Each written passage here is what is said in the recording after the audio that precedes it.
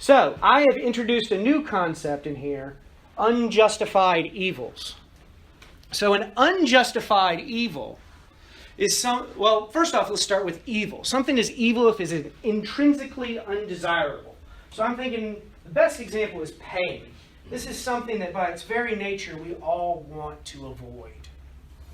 So an unjustified evil would be one that God or a perfect being could have prevented and would not have been justified in not doing so.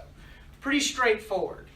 But how do we know if some evil is unjustified or not? We need to appeal to some sort of substantive moral theory. These are two attempts at that. This one puts it in terms of goodness and badness, so it's an axiological version of it, has to do with value. This one is a deontological concept. It deals with rightness and wrongness of acts. So, if some act did not achieve a compensating good, or the prevention of an evil equally bad or worse, we would say that God would be unjustified in permitting that instance of evil. Or if we were to say that it has more wrong-making properties than right-making properties on balance. And so we can do this two ways. We can either deduce it from these principles, or we can make an inductive case, where we make an evidential case. We give evidence that some evil is probably unjustified. So, is anyone familiar with the distinction between the logical and the evidential versions of the problem of evil? This is where that distinction gets drawn, right there. So, the theist obviously disagrees with the atheist. Their answer is no. The atheist is mistaken because theism is true. So there are no unjustified evils. This is a perfectly legitimate move by the theist, even though right here, as this is currently written, the form of this argument is invalid because it begs the question by just assuming theism is true. But this is where we can insert our moral argument. As soon as we insert a moral argument right here, this is a perfectly valid argument. Perfectly acceptable response to the argument of evil by an apologist. So these are the premises most of y'all are familiar with. This one maybe not so much. This is the one where we deduce that because God is a perfect being, we would say that he fulfills all of his moral obligations, or he never commits any wrong acts, or he's never blameworthy for any of his actions, or he contains an unsurpassable set of virtues. That's why there would be no unjustified evils if God existed. Because God's goodness, his very moral nature, would not be deficient in any way. That means everything in the world would be justified. So, the first atheist response to this is to just deny their moral facts. I'm sure many of y'all have encountered this, where someone just says, no, I don't think there are right or wrong acts. I don't think things can be morally better than other things. This is the anti-realist approach. And so if these sets of claims are true, they can then infer that moral realism is false. Okay, I myself am not inclined to take this route because I don't find any of these alternative anti-realist views to be plausible. So, moral non-cognitivism, I mentioned this earlier, in which moral sentences express our attitudes towards things. If we were boo murder, that would be a non-cognitivist conception of morality. Moral nihilism says that our moral sentences, while we try to describe moral properties in the world, all of our moral sentences are false because there aren't any of those properties. So it's think of witches. So we could make claims that could be true or false about witches, but since there are no witches, all of our claims about witches are categorically false. And then there's moral subjectivism. Moral subjectivism is the belief that moral truths depend on the attitudes of observers. So here's an example. Chris Rock is funny. Okay, that is a subjective truth. If no one thought Chris Rock was funny, it would not be true that Chris Rock was funny. So that's a subjectivist conception of morality, in which we believe the moral truths depend on the attitudes or responses of observers. So, this is a subjectivist formulation of the argument from evil. I only mention this because there is a common move among apologists that say the atheist cannot even put forward an argument from evil because they can't justify morality for whatever reason they might have. But that doesn't stop an atheist from running an argument from evil. So let's imagine that Tim is a hedonistic utilitarian, not to strap you with. That just means that he thinks that what we should, ought, or must do is maximize pleasure. So if that were the case, if God existed, the world would be a hedonistic paradise. Since the world isn't a hedonistic paradise, we can show that there are inconsistencies from some set of, as judged from some set of moral values. So we can still draw out the same inconsistency, even if we're subjectivists about morality. So the move where we turn the tables and try to say that evil proves God, or that the atheist cannot even put forward this argument, I think is misguided. So this is my response to the moral argument. I should say my preferred response to the moral argument. So again, we start with the theism implies there are no unjustified evils. Obviously, there are some unjustified evils, and I believe moralism is true. I believe that there are some moral facts. I think some things are right or wrong, good or bad. And so from these claims, I can infer that moral realism does not imply theism, because the conjunction of these two claims entail that God does not exist, in conjunction with this entails this. So, what is my view? How do I go about grounding, or the foundation of moral facts? Well, that's complicated. This is where we really have to dive into metaethics. And so, unfortunately, the disciplines of philosophy of religion and metaethics are two different domains. So the unfortunate label for my view is called ethical non-naturalism. Even though I am a metaphysical naturalist, this label is being used for something else in metaethics. So in metaethics, what a non-naturalist means is that moral facts can't be reduced to some other kind of fact. They are their own unique kind of fact. They are, and I'm going to throw some jargon out there, irreducibly normative. What do I mean by irreducibly normative? I mean that they use words that cannot be restated in completely non-normative terms. Best, must, good, bad, right, wrong, should, ought, blameworthy. These are all irreducibly normative. We cannot restate them in non-normative, purely descriptive terms. So, the ethical non-naturalist believes that there are moral sentences that can be true or false. Some are true, they're made true by objective features of the world, and they are not identical to any non-moral properties in the world. This is the main claim of an ethical non-naturalist. If you were to go to Wikipedia or the Stanford Encyclopedia of Philosophy and type in ethical non-naturalism or moral non-naturalism, this is the thesis that they would spend the most time unpacking.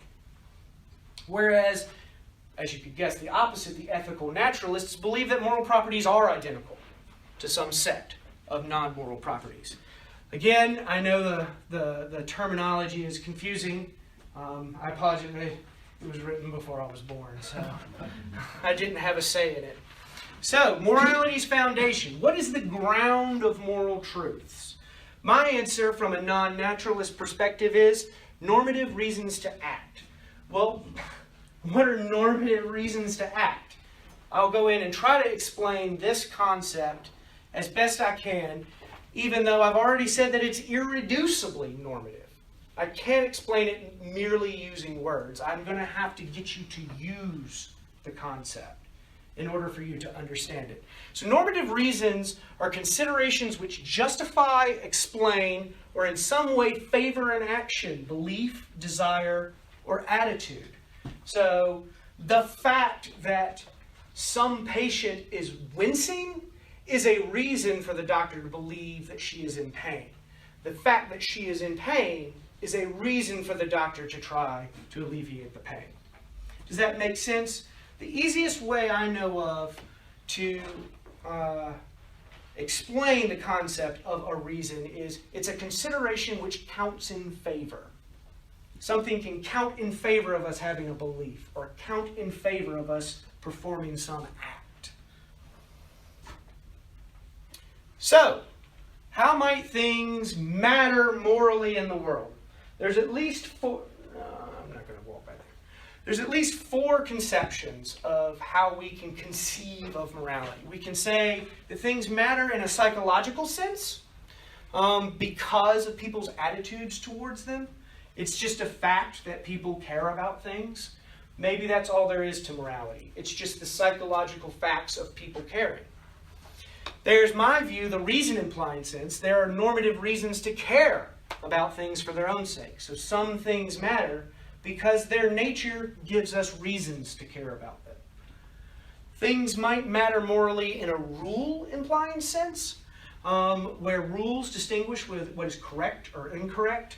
Think of grammar, codes of honor. These are legislative laws. These are normative in a rule-implying sense. And then there's the command-implying sense. Things matter because we're commanded to care about them. Some competent authority is giving us commands and demanding that we care about them. So these are four different conceptions of morality. This is important to note when these two arguments are talking to each other, the argument from evil and the moral argument, because they might be using different concepts of what morality is. So I would be thinking of morality in a reason-implying sense, whereas someone else, an apologist, might be thinking of it in a command-implying sense. So this is ways that they can talk past each other. And indeed, we see it happen all the time. I believe that the concept of a normative reason is unproblematic because of self-evident truths like these. We all have reason to want to avoid future pain. We all have decisive reason to accept the conclusions of sound arguments. We have obligations not to contradict ourselves. And that a patient is suffering counts in favor, see I use the counts in favor of a doctor trying to alleviate that suffering. Now I don't believe these truths have any sort of ontologically weighty implications. Ontologically weighty being the stuff, the furniture in the world. So I believe that the fossil record is evidence for biological evolution. The fossil record has the property of being evidence and counting in favor of biological evolution. But I don't have to go dig around in the fossil record for this property evidence. That's not how these work. Property of being a valid argument. That's not something that I could go out in the world and causally affect. Okay, so an atheist can potentially argue that some things matter because we have reasons to care about them for their own sake. Some of our reasons to act could be stronger than others. If they're stronger in an overriding sense, those could be moral reasons as well, because they're stronger than any other competing reason. So let's take the example of torturing children for fun. So that's something that I have no other competing reason that would count in favor of me torturing a child for fun. The very nature of harming a child in that way gives everyone decisive, overriding moral reasons not to act in that way. And again, I don't believe that these have any ontologically weighty implications, just like the property of being evidence or being a valid argument. Don't add anything to the furniture of the universe. I don't think that our normative reasons to act add anything to the furniture of the universe. So, Let's talk about goodness. Goodness being something intrinsically good, and again, I'm using the reason-implying sense. So in my view, things like pleasure, freedom, ability, and consciousness would be intrinsically good. I mean that these are things that we can pursue for their own sake because they're relevantly good or worth achieving. We don't try to achieve them for the sake of something else. Pleasure is satisfying in itself. Freedom is good in itself. The ability to do something is good. And then obviously for us to have any access to evaluative facts, we have to be conscious. We have to be capable of being hurt, harmed, helped in certain ways. So that brings us to badness, the opposite side of the axiological spectrum. Death, pain, disability, loss of freedom, loss of pleasure. Look familiar? It's just the opposites of the other ones. Yeah. Nothing terribly complex. So moral values. This is where things can get tricky again. Because we're not just talking about value in general, whereas we could talk about the value of evidence. We're talking about a specific kind of value. Moral value.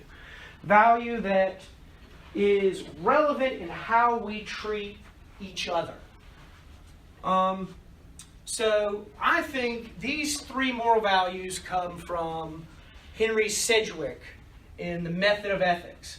This is controversial.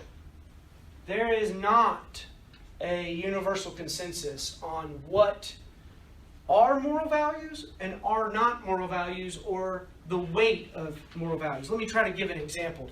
As was mentioned earlier, I'm an Eagle Scout. Part of the Scout law is to, thriftiness is considered a virtue, something valuable. Is thriftiness a moral value? It's not entirely clear that it is. Is bravery a moral value? Well, there's room for reasonable disagreement here. So whereas I believe that justice, prudence, and benevolence just obviously are moral values, this can be denied. I think justice is a moral value because I think that we should treat like situations alike. If something is wrong for me to do in some particular circumstance, it would be wrong for anyone else in those same circumstances. So there wouldn't be a double standard. Prudence requires we have concern for all parts of our lives. So this is taking care of yourself throughout your life. This is where virtue ethics comes in, where we start looking at your character over time.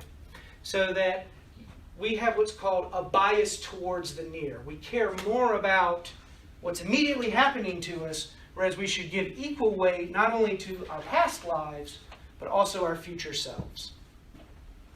Benevolence, obviously, I think is a moral value because it requires us to treat each other impartially and to do unto others as you would have them do unto you.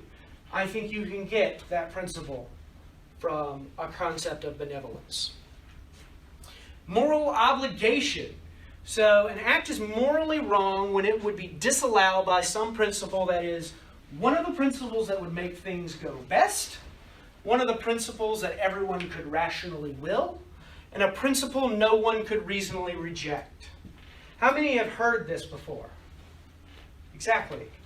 This is again controversial. So this is a consequentialist way of cashing out our moral obligations. This is a deontological or Kantian way of cashing out our moral obligations. And this is a contractualist way. So these are three different theories about moral obligation. Now, I don't believe that these theories conflict. I believe they're all climbing the same mountain, just from different sides, and so that they should all relatively agree in what they condemn or determine as permissible. So, in other words, I believe that the principles that would make things go best just are the principles that everyone could rationally will, which just are the principles that no one could reasonably reject. What do I mean by those principles? Well, what I mean by principles is what we owe to each other. We have moral duties not to kill, cause pain, disable, deprive of freedom, deprive of pleasure, deceive, break our promises, and cheat. So a moral principle would be like, you should, ought, or must not cheat. Is this an absolute duty? No. It might be overridden by some other duty that you have. Let's give an example. Let's say I made a promise to meet someone for some lunch for some lunch engagement. I have a duty not to break my promises right here. Okay? Now let's also say that my mother is hurt very bad in a car wreck and I cannot make this appointment. And so I just don't keep that promise. Do you see how another duty, these duties can come into conflict? We would have a duty to keep our promise, but we also have duties to our benefactors, like our parents, to be there for them when they need us. So this is how they can conflict. So, again, the atheist response to the moral argument, the one that I prefer, is to defend this form of moral realism.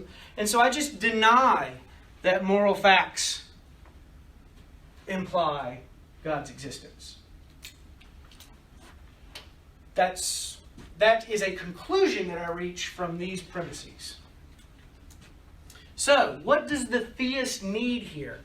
When we come to the table, both the non-naturalist atheist and the theist have conceded that moral realism is true. They have conceded that theism implies there are no unjustified evils. The only thing that they do not share in common are their conclusions and these premises. And if you notice, the conclusion of each argument is a premise in the other argument.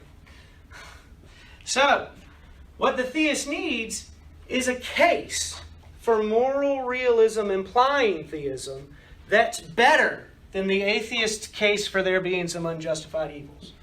I won't go into a case for unjustified evils because that's out of the scope of today's talk. So let's turn our attention now to this premise. Moral realism implies theism is true. Modified divine command theory. How many have heard that term before? Excellent, excellent. Some of you are familiar with it. Modified divine command theory, it's modified because it does not simply say that wrong acts are those which are forbidden by God. There is an evaluative claim within it. They also believe that moral sentences about value state facts about God's nature, God being a perfectly loving paradigm in which actions can be measured against. So this modification comes to avoid a common objection. I'm sure some have heard the Euthyphro dilemma, but we'll save that for another day. I won't go into that. So, what are some objections that worry me? If I were an apologist sitting in your seat, wanting to know what are some of the strongest objections to this view, these are those objections. So, the property of being forbidden by God would be a concrete normative property.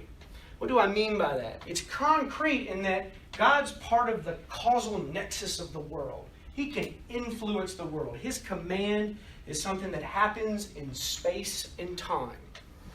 But it's also a non-normative thing. We are describing God's attitudes and responses to certain things. It's a non-normative property. What God has done doesn't tell us anything about what we should, ought, or must do, unless there's a higher order principle that says we must obey the divine commander. Something like that. So the property of being wrong would be an abstract normative property. Remember how I said earlier that the property of being evidence wasn't something that I could go in the fossil record and dig up. It's not like a command. It's not something in space and time. So these two properties are wholly different. Just like we don't think rivers can be science, I don't think that the commands of God can be moral properties. So this argument we can call the normativity objection. Moral properties are normative. Facts about what God has commanded and what he's like are non-normative properties. These two things can't be the same. The triviality objection. This is a related objection. So, a lot of times, modified divine command theorists will appeal to scientific analogies like water equaling H2O.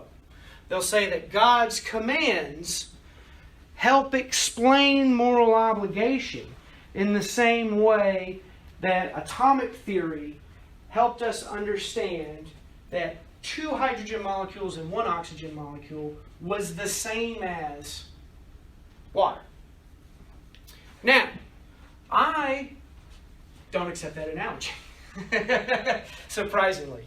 I believe that water, it being water, is the property which gives things other properties, like quenching thirst, or falling from the sky as rain, or melting at 32 degrees Fahrenheit.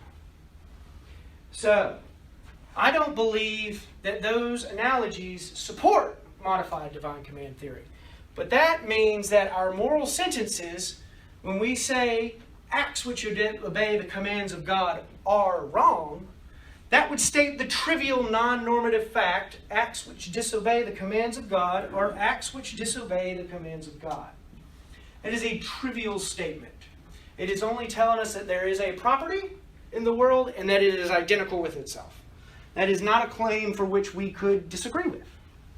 And so this worries me because it leads to this objection, the charge of moral nihilism. So,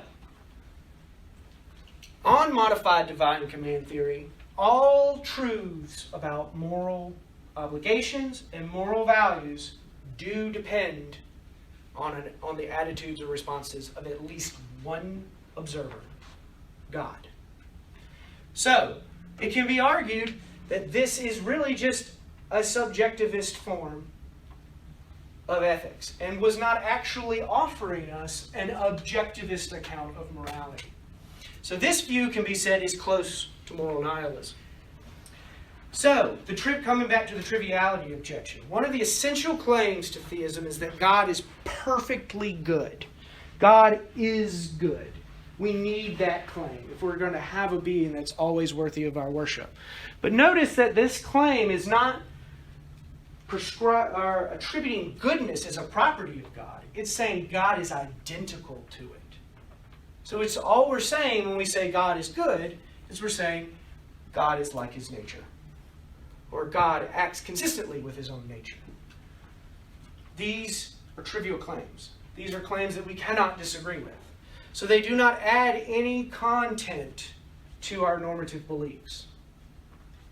Human persons would also not have an intrinsic right to life on this view. According to modified divine command theory, God's will just is what is good. And the commands that he issues just follow from his nature. Well, that means that God could take our lives at will. None of us have any right to not have an agent do that because God would have that right. So, all of our moral claims, which assume an intrinsic right to life, would be categorically false. Do y'all remember the view earlier where all of our moral claims were false? It was moral nihilism. So again, I think this implication puts this view close to moral nihilism. The possibility of atheism. So, most people would believe that if some act is wrong, it's necessarily wrong. It's necessarily wrong in the sense that in all possible worlds, the same act would be wrong. There's no world that's identical to ours in which the Holocaust happened, but the Holocaust happened to not be wrong.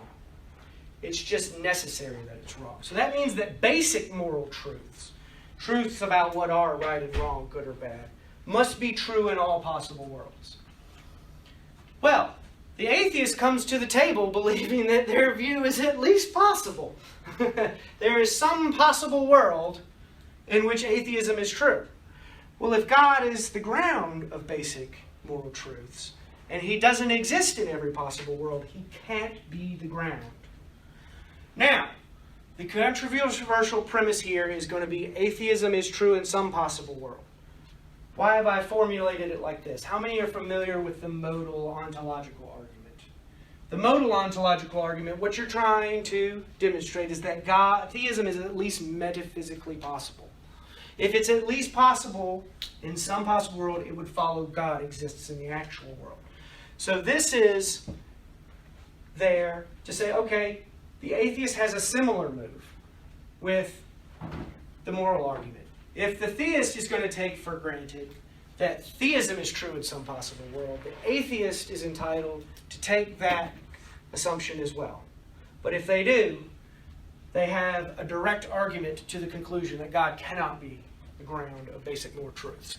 Now I know I've thrown a lot at y'all. There's a lot of jargon in there, and I know these concepts can be abstract and difficult to grasp at times. Does anyone have any questions right off the top of their head? So you're talking like about multiverse, basically?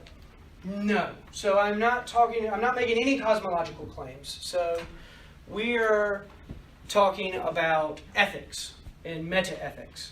So facts about cosmology should not affect facts about ethics. When I say possible worlds, this is what's called modal language. It's about what is necessary and what's possible. Let's say there's a possible house that could have been built on that hill. That could be true. What about it's possible that I could jump up and fly around this building 3 times? It's not so clear that that claim about possible. There's not some possible world in which that could happen. But there might be some possible world where a house is built on a hill that's not actually there. So this is a very good question. So this should not be confused with the multiverse theory, which postulates that there are actual many different worlds and that our universe is part of a multiverse ensemble. I'm not making any claims like that today for ethics. That's cosmology and a little bit out of my... I'm an engineer. Not a cosmologist. So, very good question, though. Is anyone else?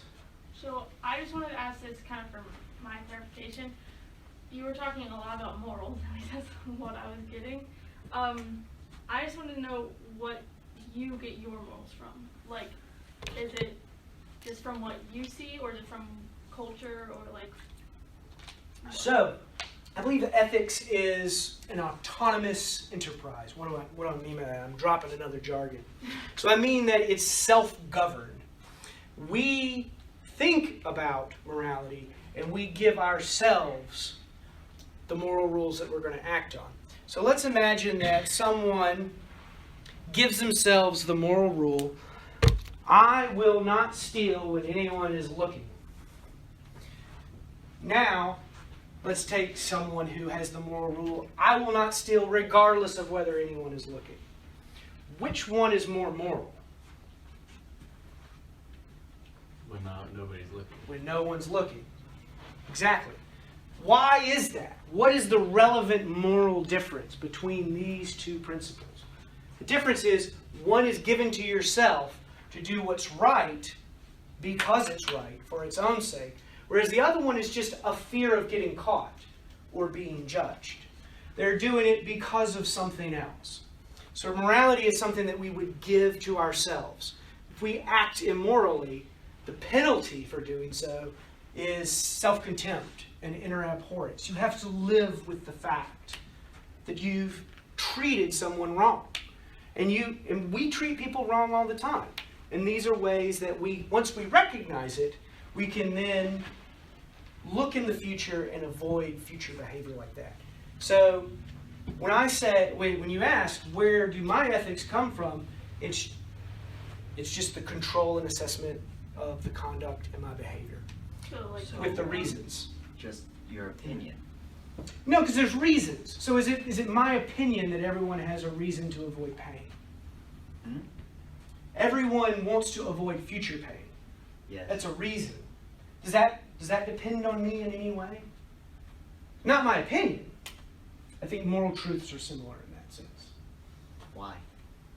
Because they're normative. So they count in favor of us acting in certain ways. So what if we wanted to act in a certain way that we all wanted pain?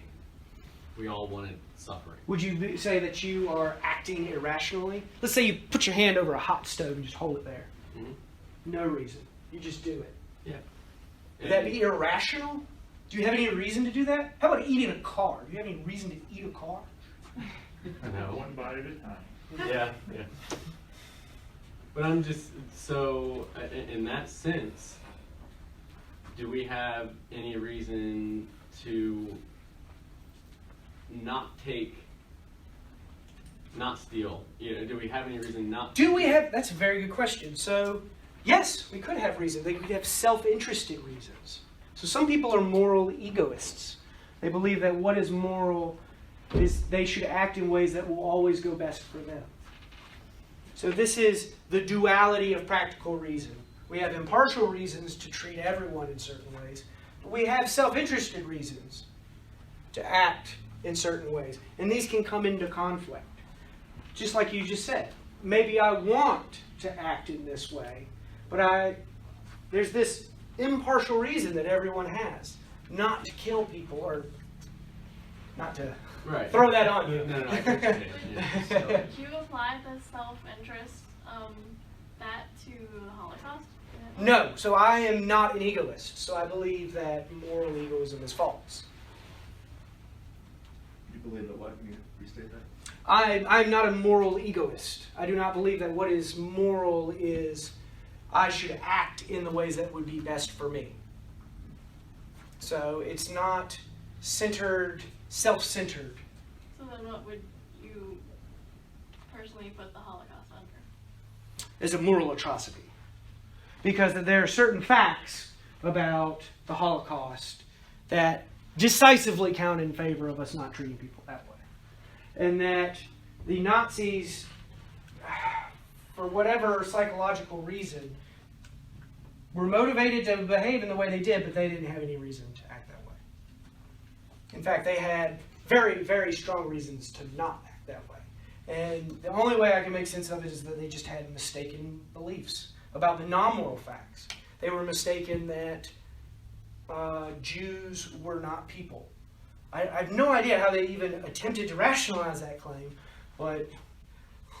So how can we know that, how do you know that we're not just misunderstanding what we think, and we have pretty much the whole society as a world, or the whole world as, we all think murder is wrong. Generally. The Nazis thought killing Jews was fine. How do we know that we're not confused? Where did we get that difference? What if we're all confused and the Holocaust and the Nazis, they were right? Okay, so you would need some sort of argument for that. You would have to, like I said earlier, appeal to normative reasons. Why should we believe that? Why should we believe that the Nazis are right? Why should we believe that we are right? These are important ethical questions. Well, because the Nazis, what they were doing, they were bettering their country. Were they bettering their country? That's a false normative belief. In their opinion, they were. In their opinion. But do they have any real reason for that? So I might think that there's some snake in front of me that if I don't run away, it will strike me and kill me. But in reality, I need to stay perfectly still. If I do run, it is going to strike me. So I have an apparent reason to run, but I don't have any real reason to run. I should stay still. That's what I should do to stay alive. Do you see how that's different? So just because the Nazis say that their opinion is X, they're appealing to apparent reasons. We can ask, are there any real reasons to behave in this way? So Sure. this is like on a smaller scale, much smaller scale. You were saying like real reasons to do it. So say there's like someone who is homeless, doesn't have anything, but they need the food that someone else has. If they were to steal it, wouldn't that be a good reason because they have to feed them and their kids? So wouldn't that be right for them? So it obviously depends on the circumstances and what you're saying, but this is a perfect example of, remember when I was saying duties can come into conflict. Whereas we have a duty not to steal, but there might be some other overriding duty, like a duty of preserving our well-being, which overrides that duty to not steal. In that case, it would be morally permissible to steal. But you would have to be able to give that justification. If someone said, well, why do you get an exception? Because remember my moral value of justice. We have to treat like cases alike. We can ask, why do you get to be exempt from the moral rule, don't steal? What would be relevant in that situation? They're hungry. They're homeless. They're broke. These are all facts about that homeless person which make it the case that they can violate that rule of don't steal. Where do we get that rule, though, of don't steal? Get the rule. So those are the principles. So I'm using principle and rule kind of interchangeably here, and I'm sorry about that. So these principles don't come from anywhere. So let's say there's an obligation for you to not contradict yourself. Where does that rule come from? It doesn't come from anywhere. Where do our mathematical rules come from? They don't come from anywhere. They're not something that is created, like the legislature would create rules. That's a different conception of normativity. So when I say rules, I mean the principles like we ought not kill, we ought not steal, we ought not murder. Okay.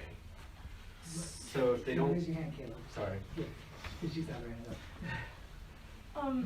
So going back to like the homeless thing, and I was thinking, if they steal something and they're like a police officer's talking to them, and they give the reasons that I'm hungry, I'm homeless, I'm broke.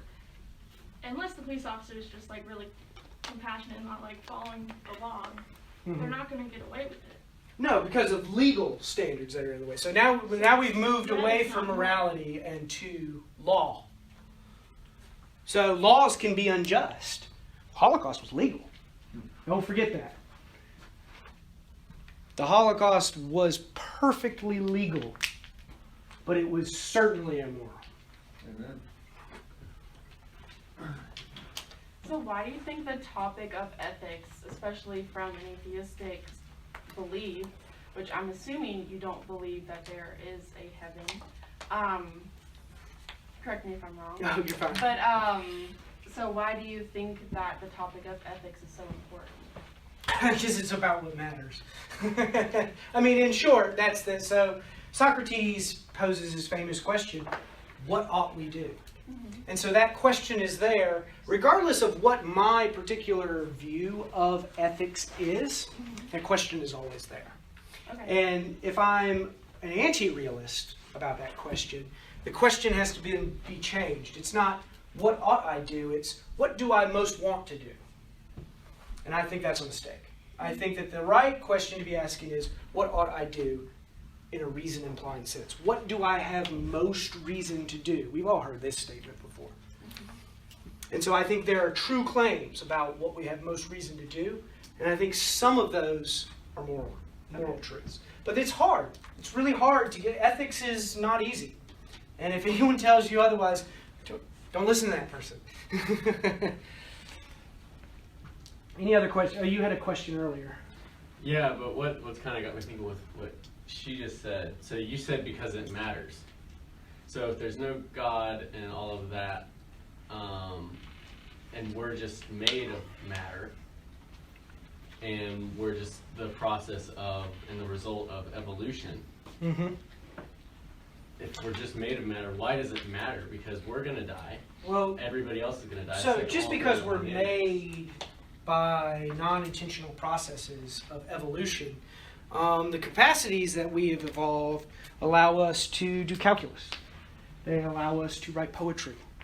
They allow us to fall in love. They allow us to appreciate art. They allow us to create meaning in our work. So when you put it under this description, the non-reductionistic way of describing it, these things seem like they do matter. Yes, These but do things seem like they're important why does any of that matter? because we have reasons to care about it. So it's a reason implying conception. So these things are valuable in themselves. Family. So let's imagine you have a family and God doesn't exist. Do you still care about your family? Yeah. Do you have reason to care about your family? All right, now put God in the picture. How did that change anything? You still love your family? Yeah. You still have reasons to care about your family? Yeah. See, I don't think God's existence makes a difference either way in what reasons there are in situations like that. But now I do think that it would change some of our moral obligations. So if God is our greatest benefactor and we have moral duties to please our benefactors, if I became a theist, my moral beliefs would certainly have to change, right? So the easiest example would be God commanding the Sabbath to be on Saturday or Sunday. What football players are wrong. Yeah. They're professionals. Exactly. So this is a situation in which there is no reason for him to pick one or the other. But if the Sabbath was on Saturday, I would have a moral obligation to worship on Saturday. So yeah, that would change my beliefs about certain things in the world if there were a God. Go ahead. On the point of the evolution that you said, how do you believe it all began? So I don't know. So when it comes to the question of abiogenesis, there's chemistry and biology that's just beyond me. And so I don't know. And as a moderator, I want to say that's a great question, but beyond the scope of his focus. So let's try to keep it within the scope of what he's presented with. A great question. We can talk about that later. Yeah. It's an important question. It's one that matters, for sure. Go ahead. So you said, though, we're evolutionary process, we developed that ability to love, to write poetry, those different things. Well, so we weren't selected for that. We weren't selected to write poetry. Right, but we developed that. Yeah. So we what developed if this capacity. what if we developed in a way to where I was George here, just like, all right, we developed in a way just to stab him, just to kill him. The way psychopaths develop. Yeah, exactly. Yeah. So what if we all developed in that way? The reason why we are doing that is because that's just how we developed. Well, then I would say that some form of moral nihilism would have to be true in the sense that all of our moral beliefs would be categorically false. The scenario in which you're imagining is one in which we have moral beliefs, but they don't line up with moral reality. So our moral beliefs would all be false. That's an epistemic How possibility. so, though? Because if there's nothing on the outside that's governing that, and if there's nothing that's setting a standard in that way, then there is nothing wrong with us developing in that way to just kill people. So, in such a view, would causing unnecessary harm necessarily be wrong? I don't think so if we developed in that way. Okay, so that's a fact about our psychology, a descriptive fact. How does the fact of how we developed tell us what we should, ought, or must do? Can you rephrase the question? Sorry. So, there are facts about how we developed. Mm-hmm. We can describe those facts. How do those facts tell us what we should, ought, or must do? Doesn't. Remember the normativity objection? I said that our moral claims are irreducibly normative. They use normative language. Claims about our psychology, how we evolved, what God's like. These are all non-normative claims. So when we say we developed this way, we believe this, we so-and-so, so-and-so, you cannot deduce truths that are normative from non-normative premises. So to say that we are very small in comparison to the universe, therefore we don't matter, that's a fallacious argument. That argument doesn't work. Because our size does not determine our value within the universe. We could be microscopic or we could be cosmic size. That wouldn't change our value at all. Value of what? To what? So what were the things that I said earlier were of value intrinsically? Consciousness, freedom, ability, pleasure. These are all things that we have, features, that when you put all of our parts together, we have these features, and those features are morally relevant. I just want to make a quick note. We got 10 minutes left on the schedule. I'll give you 15 if you need it. But if you haven't asked a question yet, I want to take this time to encourage you guys to do it. For those who haven't talked yet, now's your time. Say, what was that list again? Consciousness, freedom, ability, and pleasure. So if we were all just stupid and we had no conscience, how would So when I say conscious, I mean having experiences. So even if we were stupid, we would be conscious. Does that make sense? Conscious is the ability to feel pain, the ability to be harmed. So it's the raw sensation of what a strawberry tastes like, or what pricking your finger feels like. Does that make sense? Yeah, I think so. These are abstract concepts. I certainly know it's difficult to wrap your head on it. Why would having those give us value if there's nothing to give value to? So I remember my possibility of atheism objection. I said that basic moral truths are necessary truths. Basic moral truths are true in all possible worlds. So I think to say that pain is in itself good is impossible. I don't think that makes any more sense than saying 2 + 2 = 5. I just think it can't be done. So when you say, could something be this way? It just can't be that way because of these basic moral truths that are necessary truths. Good question. That's 2 really good ones. Any other questions? Come on. It's philosophy. And nice.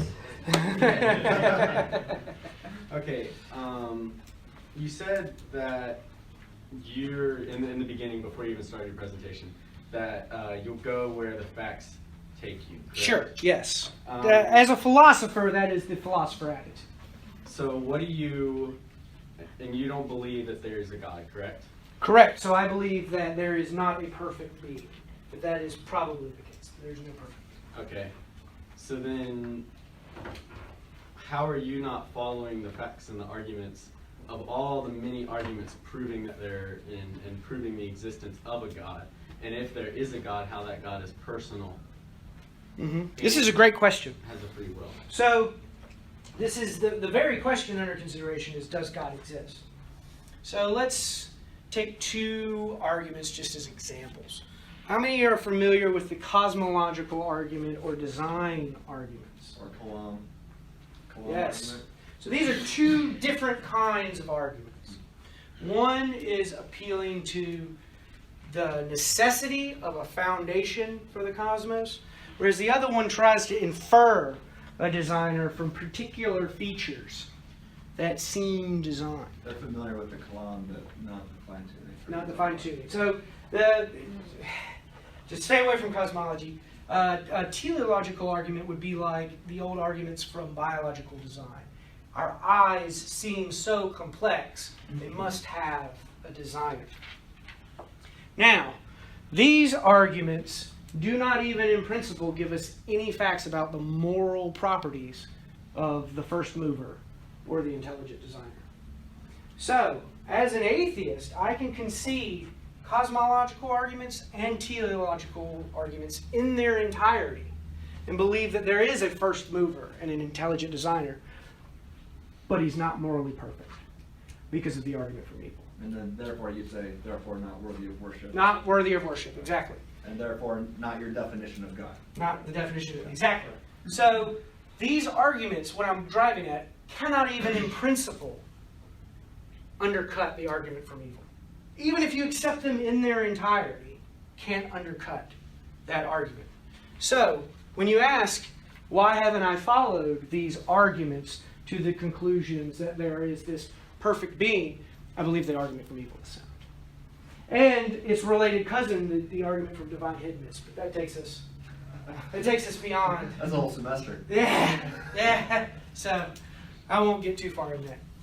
This one. Just a random curious question. Yes. How many arguments do you think there are that are good enough to help disprove God?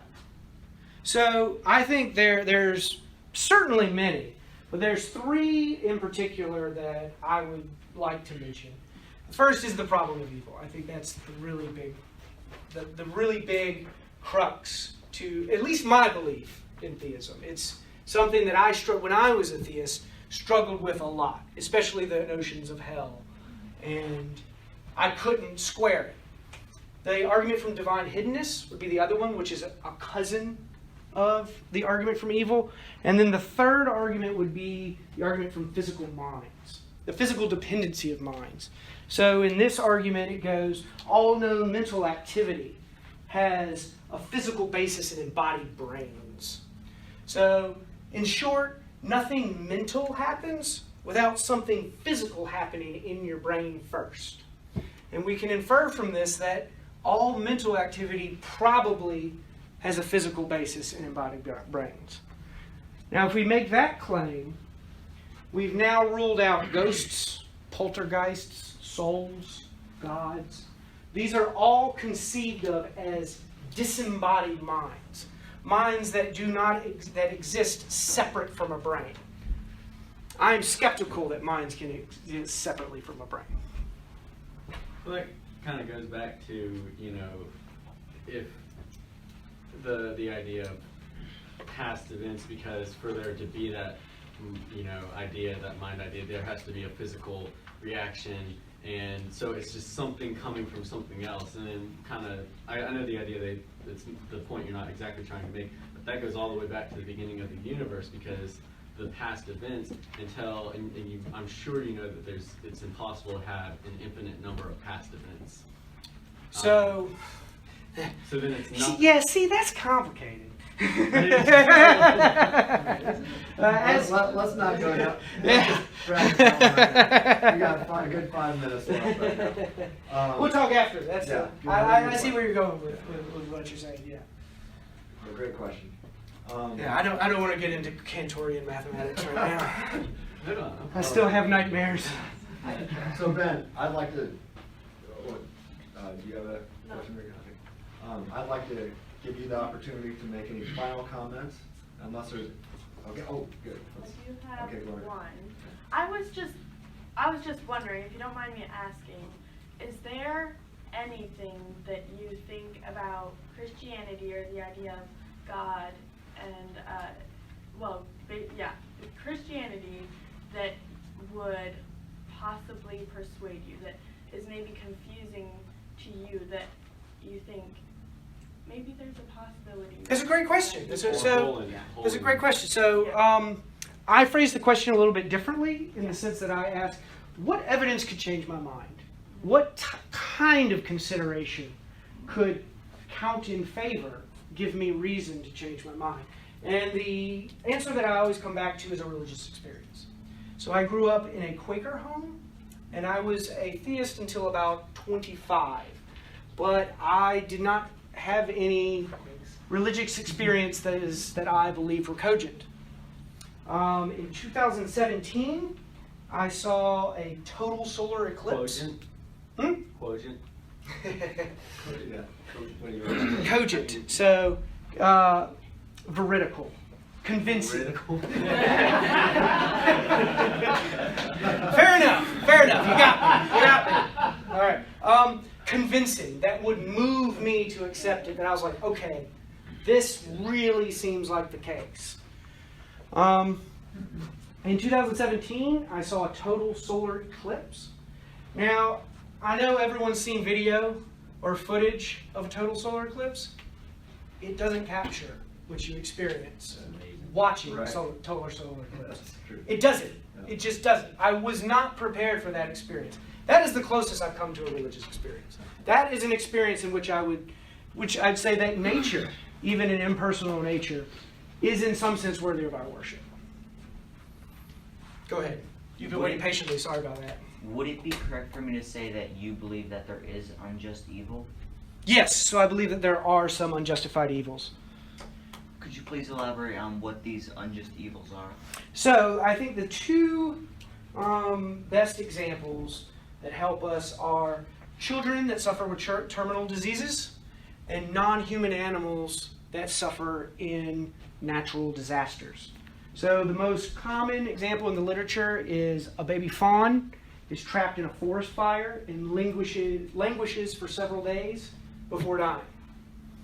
So if God had the ability to prevent this from happening, he knew that this was happening, and he was maximally motivated from it to prevent it from happening, then it wouldn't happen. And the fact that these events happen all the time and have happened throughout the entire evolution of sentient existence, I think makes a very strong evidential case for some of these evils being unjustified. Does that help? Kind of. Go ahead. I have Yes, a common please. thing. With the kids with the diseases, wouldn't that allow us to get research to create cures, therefore justifying it? So how many people have died that didn't get cured long before medicine was even a concept? I mean, like, study it to learn how to create a cure. It may Mhm. not be done right now, but... So is wouldn't that just compensating good enough? Does it have enough right-making force to outweigh all of the suffering through history? You don't have to answer that question now. This is a question that we all have to pose to ourselves when thinking about these sorts of things. And I come down on the side of, I believe that there are some unjustified evils. Another easy way of elaborating it is, let's imagine that I'm walking along and there's a shallow pond, and I notice a small child drowning in this shallow pond. But, I've got these really nice new Italian leather shoes, and I don't want to ruin them. So I don't save the child, because I don't want to ruin my shoes. Will we say that I've done something wrong? Go ahead. Go ahead. Morally wrong, yes, because you also said earlier that wouldn't that technically be wrong to what you said earlier on the morals? So this child is suffering unnecessarily. We have the power to prevent this suffering, to make it stop at little to no cost to ourselves. But we instead choose to save our shoes and not save that child. Most people intuitively think that that would be wrong. And it's wrong for just allowing it to happen. So take that intuition, and instead of a child drowning in a shallow pond right in front of you, think of all the children that have suffered throughout time. But if that child drowned, wouldn't that bring awareness to 100 other kids who now will know not to go in a shallow pond? So in the scenario, it's just me and the child. No one else will know about it. It brings But awareness to you. It brings awareness to yourself. So that child's pain is justified by bringing awareness. So we can use this child as a means to teach me a moral lesson. But once they find the body, it'll get media, and how many other people will now be aware to not let their children in shallow ponds? Sorry if I sound like I'm being rude, or... No, you're pressing back. This is how philosophical dialectic works. And unfortunately, many of my contemporary peers don't. They make it difficult. So you said the media would show up. Has that happened for every drowning child? I mean, how plausible? So I couldn't know that. exactly. So how plausible? So what you're engaging in right now is called theodicy, and the theodicy is known as soul building, and so that these sorts of things help build character. How plausibly can we apply this soul building theodicy across suffering, sentient suffering? So soul building definitely doesn't even apply to the fawn that's on fire. Because it burns alive and languishes for 3 days, completely unknown to any other agent. So the soul building theodicy is not going to help us as much there. A free will theodicy wouldn't help us much there either, because we wouldn't say that these non-human animals have free will. if those fawns never had a possibility of suffering in a forest fire like that, then you couldn't use it for teaching. If it's not a possibility. Why not? What if we'd learned all of our moral lessons in dreams? That's a rather big if, and I'm... Ah, welcome to philosophy. Hey, just like the Italian shoes and the baby in the pond. Yeah, It's so- hypothetical. And so the thing about thought experiments is we can design them however we want and think about the implications that the moral principles that we believe are true and how they would affect. So I said earlier that we should act on principles that would make things go impartially best. Well, I think that if there was a perfect being, he would morally have to act on principles like don't let people suffer gratuitously. So I'm going to step in. One of the MAVEN rules is I'm not supposed to go over time, but this really picked up, and so I let it go. So I need to start drawing this to a close. Make some your final concluding remarks. I don't have any concluding remarks. I'll wing it, I guess. So, just to go over my view more, I believe that some things matter in the sense that we have reasons to care about them. This is called the ethical non-naturalist view. I highly recommend people going and researching this on themselves. The metaethical landscape, so to speak, is very rich. There's many different theories, and my theory is not the only one. There are the ethical naturalists who believe that things like maximizing happiness just is the same thing as being a right act. Some people find that plausible. I don't. But that's a whole other story. So one of the best pieces of advice that I can give you is to take these questions seriously. And to go and do your own research and ask yourself these questions and really get an intimate knowledge of these questions. Because these are questions that you will ask yourself for the rest of your life. These are perennial questions of philosophy. Do things matter? Is there a God? What is the nature of mind? These questions don't go away.